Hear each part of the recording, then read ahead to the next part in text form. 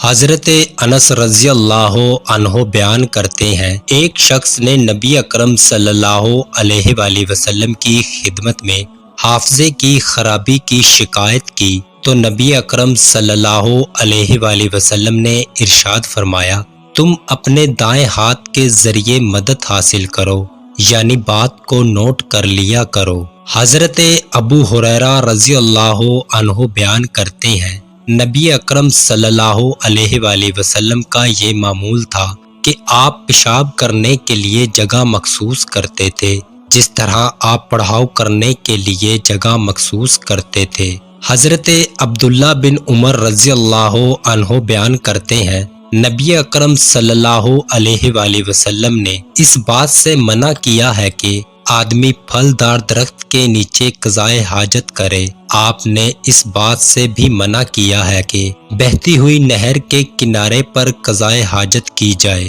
حضرت عبداللہ بن عباس رضی اللہ عنہ بیان کرتے ہیں، میں نے نبی اکرم صلی اللہ علیہ وآلہ وسلم کو یہ فرماتے ہوئے سنا ہے، لعنت کا باعث بننے والی 3 جگہوں سے بچ کے رہو۔ عرض کی گئی، یا رسول اللہ صلی اللہ علیہ وآلہ وسلم، لعنت کا باعث بننے والی جگہ سے مراد کیا ہے؟ نبی اکرم صلی اللہ علیہ وآلہ وسلم نے ارشاد فرمایا، جس سائے میں بیٹھا جاتا ہے، اس جگہ تم میں سے کوئی ایک بیٹھ کر قضائے حاجت کرے، یا راستے میں کرے یا پانی پھوٹنے کی جگہ پر کرے۔